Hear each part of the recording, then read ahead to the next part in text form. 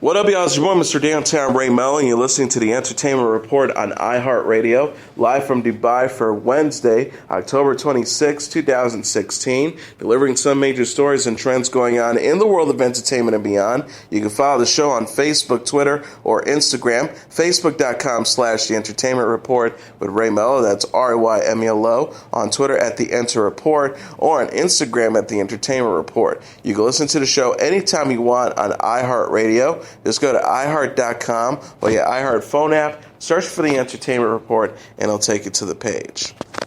Pre-production on the animated Shaun the Sheep movie 2 is to begin in January. Aardman and Studio Canal announced Tuesday. The film will be directed by Richard Starzak and produced by Paul Kelly.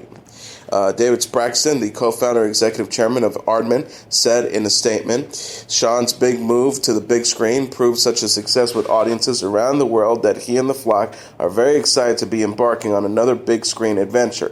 Aardman is partnering with Studio Canal once again to produce another rip-roaring comedy featuring Shaun and the rest of the gang in a story that takes them to even greater heights of lunacy.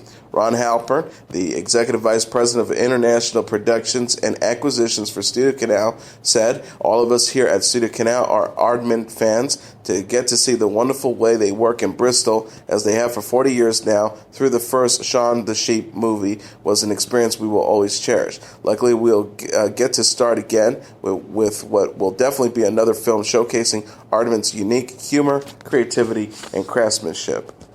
New Zealand filmmaker Peter Jackson has taken to Facebook to announce his new project, a big-screen adaptation of Philip Reeves' novel Mortal Engines. Jackson said in a Monday post, it's been quite a few months, but I'm very happy to tell you that our next project is now underway.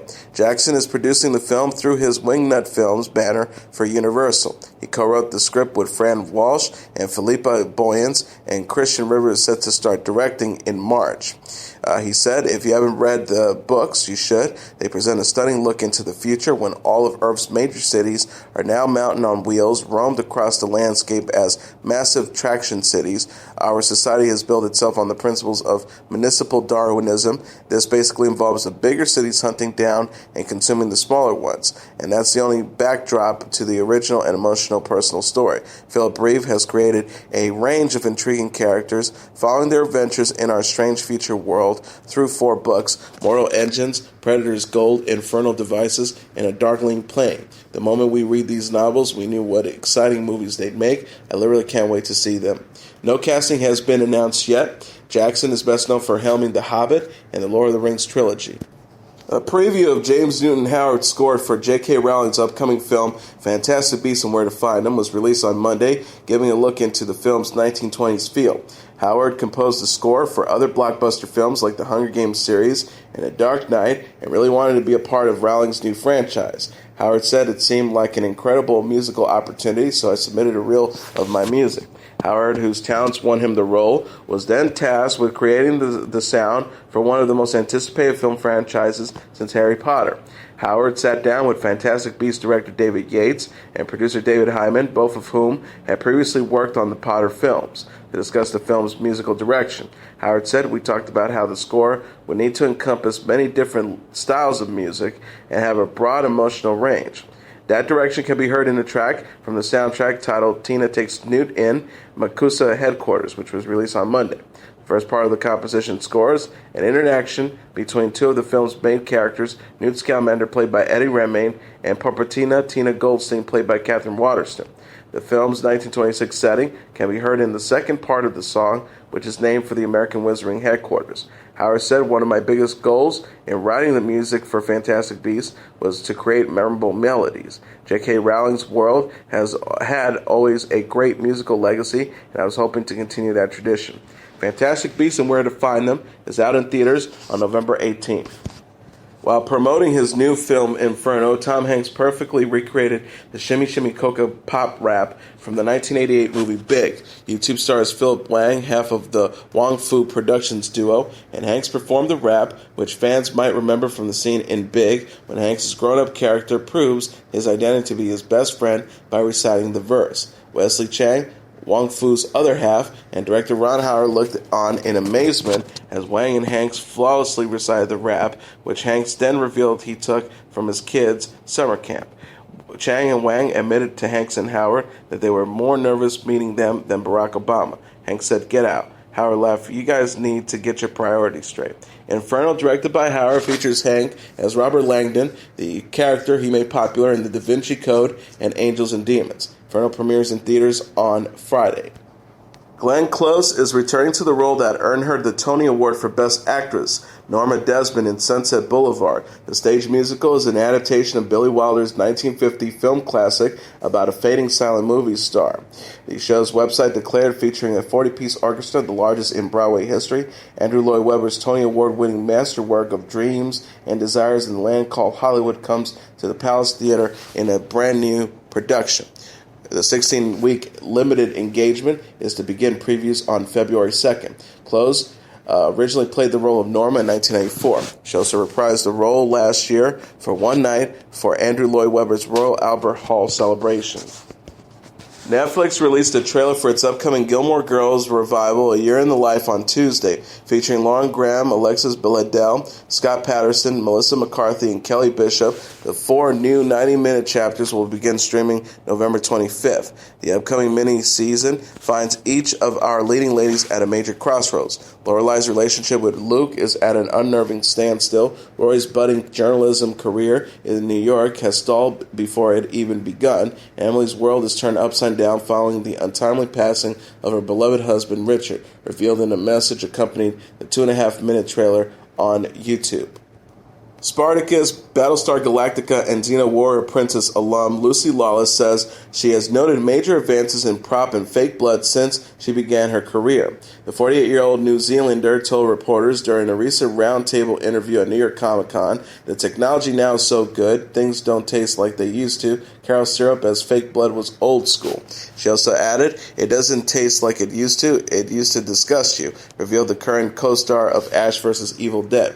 She also added, "It used to be like having treacle in your mouth, and eventually, especially if you were working out in the heat with the flies and all this dirty stuff, and you had this sweet, sickly stuff in your mouth, your disgust response gets really owned to a very sharp point. But it's different now. Everything they use is beautifully crafted. In the old days, if they are throwing burning logs at you, they are throwing burning logs at you. Nowadays, it's digital. We have a big fight in a colliery, like an engine, like a boiler room. So there is coal everywhere. On Xena, we used to fall on actual coal. It hurt horribly. Nowadays, they have this stuff. It's like falling onto a pillow.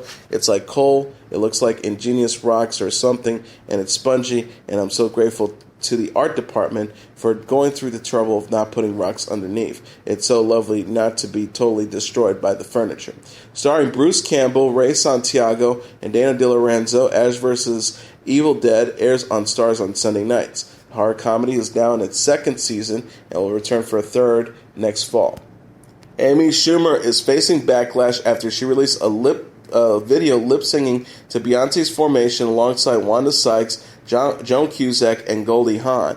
The women star in the upcoming movie Mother-Daughter and filmed the parody video while shooting in Hawaii. Schumer has been accused of cultural appropriation for making light of a song meant to highlight police brutality in America. Schumer responded by quoting a lyric from the song and announcing that the song was an exclusive for a streaming service title, which is partly owned by Beyonce and her husband Jay-Z. Schumer wrote in an Instagram post, "You know that you're the bomb when you cause all this conversation. Thanks for the exclusive release title. We had so much fun making this tribute. All love and women inspiring each other. Hashtag stronger together."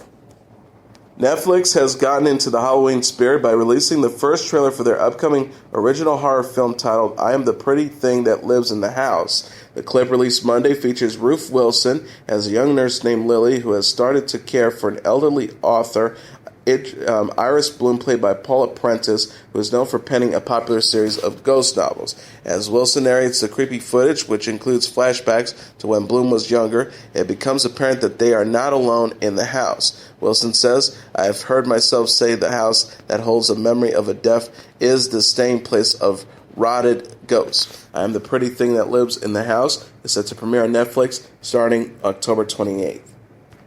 Vince Vaughn's new shaved head was on full display Tuesday on Ellen, despite the actor's attempts to cover it with a wig.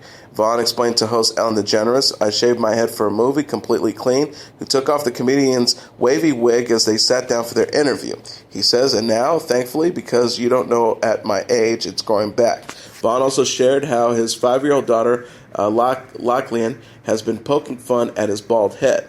He says, "My daughter likes to humiliate me with it. I take her to her kindergarten class, at which point she will pull off my baseball cap and say, 'Ha, look who doesn't have any hair.'" According to Entertainment Tonight, Vaughn's new look is for his upcoming role in action thriller Brawl in Cell Block 99. Vaughn had also previously sported a shorter hairstyle to appear in Mel Gibson's upcoming World War II thriller Hacksaw Ridge. Amber Portwood got fired up while responding to critics of her plastic surgery Monday. The 26-year-old Teen Mom OG star posted an angry Instagram video after social media users slammed her dramatic mommy makeover. She wrote in the clip, or said in the clip, "Shut up about my boobs, get off my page, I'm in my nightgown, listen to the words coming out of my mouth, and let's be grown women, bye." Portwood had revealed her post-surgery look in a series of selfies Sunday. The star said in a post the next day that she was feeling a lot better and recovering from her procedures. She told her 895,000 followers on Instagram, "I obviously got a lot of stuff done to my body, like I lifted up my chest and I contoured my body a little bit, but I still have my thick curves." She also added, "I didn't do anything to my face, I promise. I just learned how to do my makeover. I just want everybody to be positive." Portwood had announced September 28th that her mommy makeover was officially happening. The mom of one said at the time that she was having the surgeries to feel good again about her post-baby body. She later wrote, "Everyone should feel good about their bodies. Losing a lot of weight isn't easy, and your body sometimes changes. Thanks for the support." Portwood is mom to 7-year-old daughter Leah with ex-Beyonce Gary Shirley. The star also made headlines this week for fighting with Teen Mom OG co-star Farrah Abraham at the Season 6 reunion. Ricky Gervais explained his problems with getting older in graphic details Monday during a game of Random People, Random Questions on The Tonight Show. Gervais explained to host Jimmy Fallon after they asked a fan, "What's the worst thing about getting older? I don't know where to start. I wake up in the morning now and go, oh God, I didn't die." He continued before Fallon asked him to pick just one thing. "I've got a stiff back and stiff legs. I'm losing the hair. It's all bad."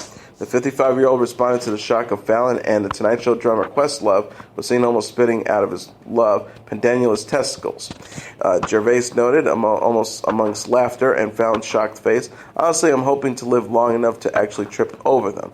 I didn't realize until I was 50 that testicles float in the bath." He described they look like a couple of little hot air balloons taking off from the forest. To end the game, Fallon and Gervais were then asked, "What's the best thing to say to someone in the middle of a hug?" At which point the pair got up to embrace each other. "I love you," Fallon whispered while Gervais asked, "Why are we both carrying cucumbers in our pockets?" Maureen McCormick and Artem Chiganestev were the latest couple sent home on Season 23 of Dancing with the Stars. The Brady Bunch icon said upon learning that she had been eliminated from the competition, "There were times when I felt like I was floating and so beautiful, and I never thought that could be possible in the dance world. And I mean, the crew, the coolest, most loving people work on the show. I love you guys." Still in the running for the coveted Mirror Bowl trophy are Mary Lou Henner and Derek Huff, Laurie Hernandez and Valentina Chemerinsky, James Hinchcliffe and Sarah Bernas, Calvin Johnson Jr. and Lindsay Arnold, Tara Jolie and Sasha Farber, Jana Kramer and Gleb Shavanenko, and Ryan Lochte and Cheryl Burke. Model Amber Rose, recording artist Vanilla Ice and Babyface, actor J.T. Austin, and former Texas Governor Rick Perry, along with their professional partners, were cut from the dance contest earlier in the season.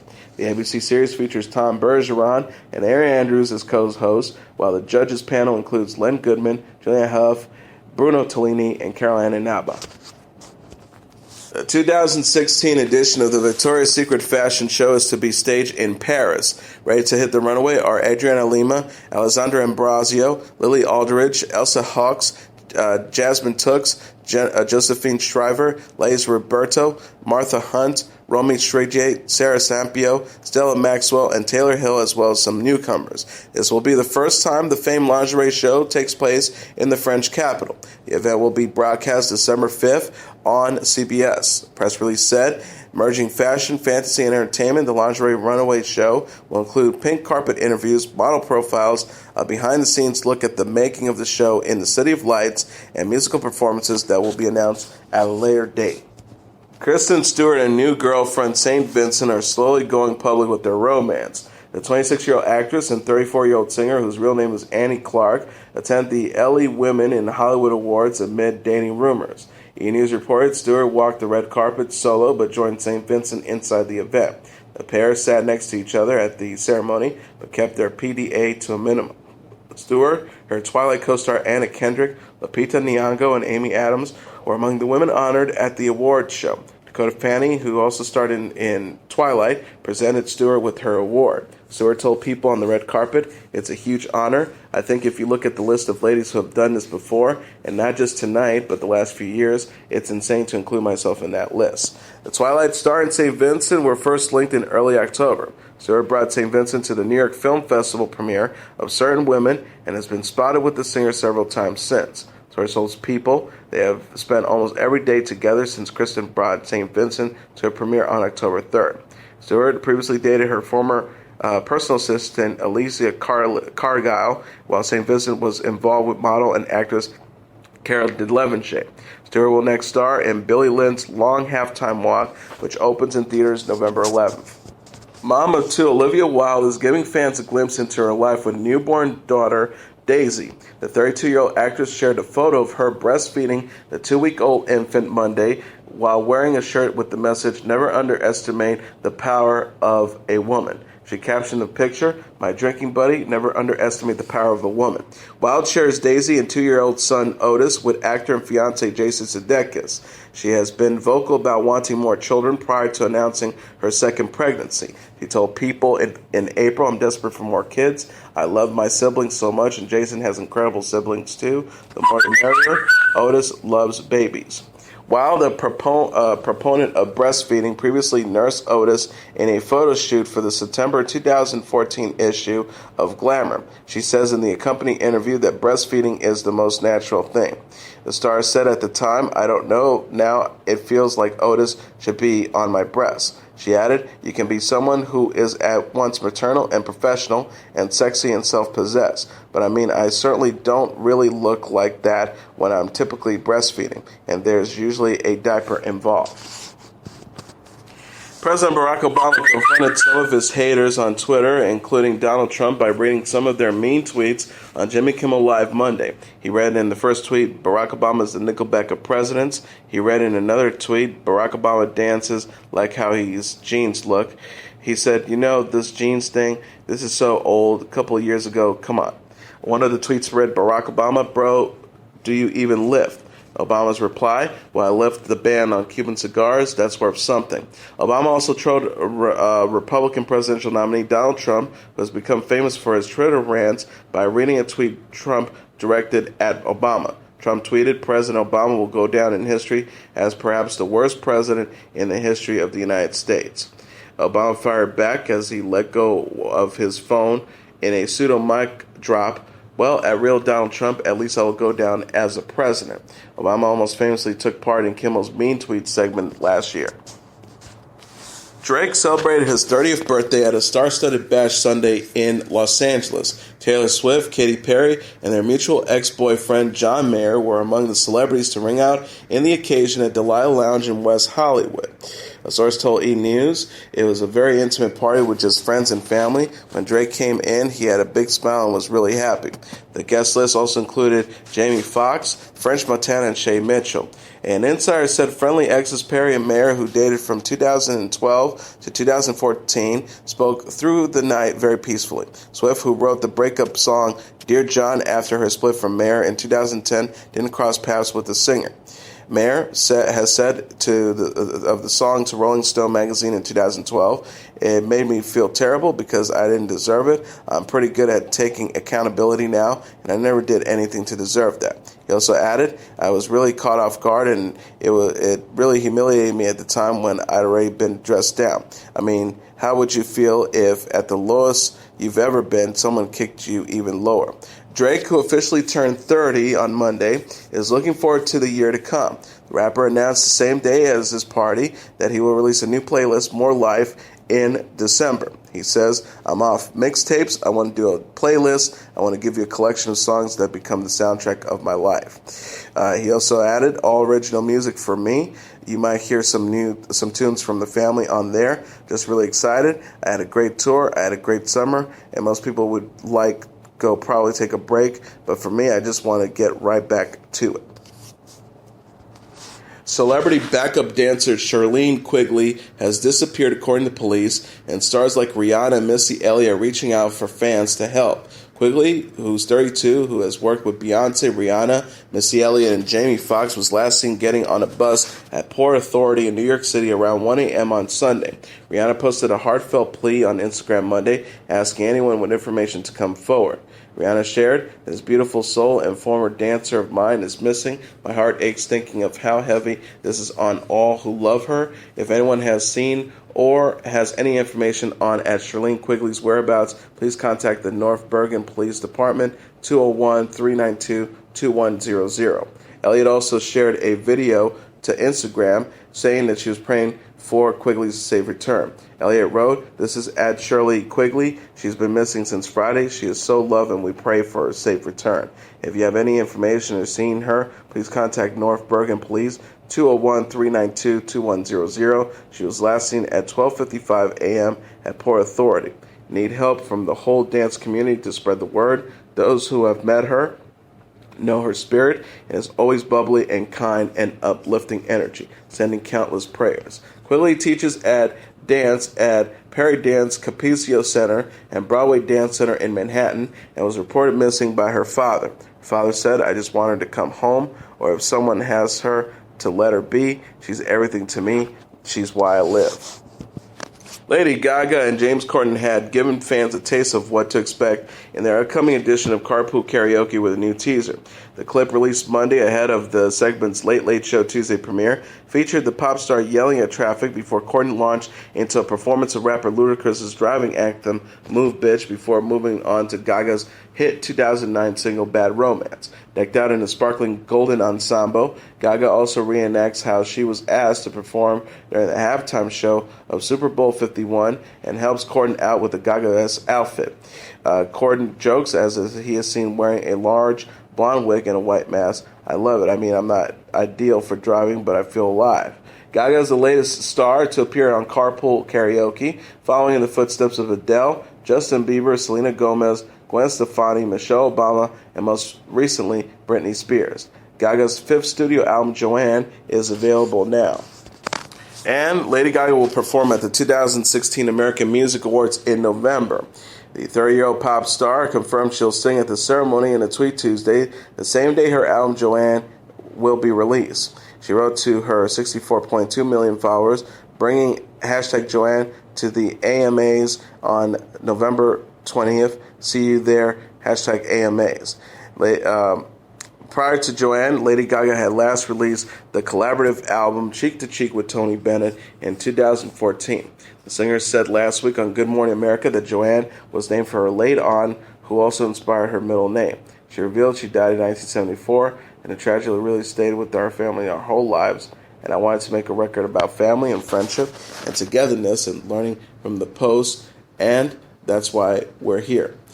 She also added, the album isn't just country, it's folk, it's dance, it's pop and funk. Some of my vocal jazz influence also flies in there too. There's some rock and roll influence, but essentially it is a pop record. The 2016 American Music Awards will take place on November 20th in Los Angeles. Rapper Drake leads the field with 13 nominations, while his ex-girlfriend Rihanna is up for 7 awards. And now let's take a look at what happened on this date in entertainment history. On this date in 1985, Whitney Houston earns her first #1 hit with Saving All My Love for You. Talent, good looks, and connections in high places, that's a combination that might spell success for almost any aspiring pop star. And Whitney Houston had all three. Both beautiful and talented, Houston was the daughter of soul singer Cissy Houston and niece of pop star Dionne Warwick.